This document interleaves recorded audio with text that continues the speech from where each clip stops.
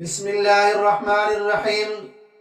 سامعین و ناظرین مکرم، مسلمانوں کے عروج و زوال کا مختصر قصہ دو ہی جملوں میں آپ کی خدمت میں پیش کرنے لگا ہوں کہ امت مسلمہ اور ملت اسلامیہ کی تاریخ کا بغور مطالعہ کیا جائے تو یہ بات کھل کر روز روشن کی طرح عیاں ہو جاتی ہے کہ پہلے زمانے کے مسلمانوں کا عروج اور آج کے مسلمان کی تنزلی اور آج کے مسلمان کا زوال، اس کا سبب دو ہی چیزیں ہیں۔ نمبر ایک، دنیا کی محبت، نمبر دو، موت سے نفرت اور آخرت سے غفلت۔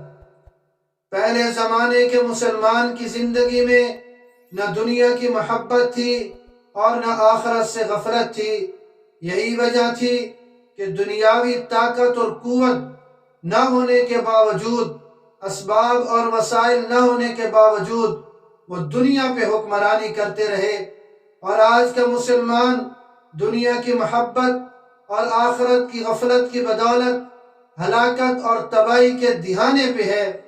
آج کے مسلمان کے دل میں دنیا کی بے انتہا محبت بیٹھ گئی، جس کا نتیجہ یہ نکلا کہ وہ اس کی رغبت اور دنیاوی عیش و عشرت میں مگن ہو گیا۔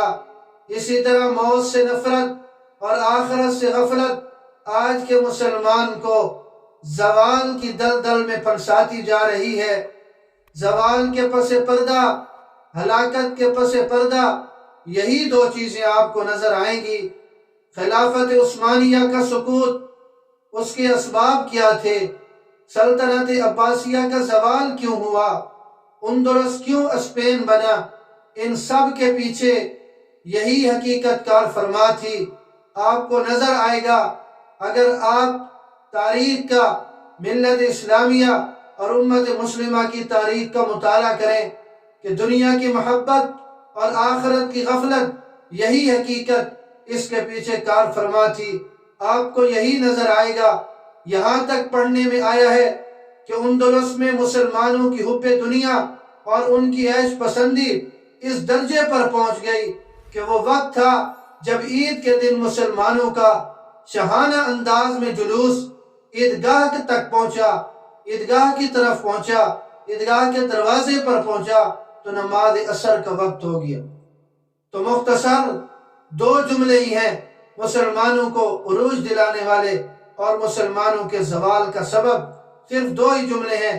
مسلمانوں کو عروج آج بھی مل سکتا ہے، دنیا پہ حکمرانی وہ آج بھی کر سکتے ہیں، مگر اس وقت جب دنیا سے نفرت اور موت سے محبت کرنے لگیں گے کہ بہار دنیا ہے چند روزہ، نہ چل یہاں سر اٹھا اٹھا کر، خدا نے خود ہی مٹا دیے ہیں ہزاروں نقشے بنا بنا کر۔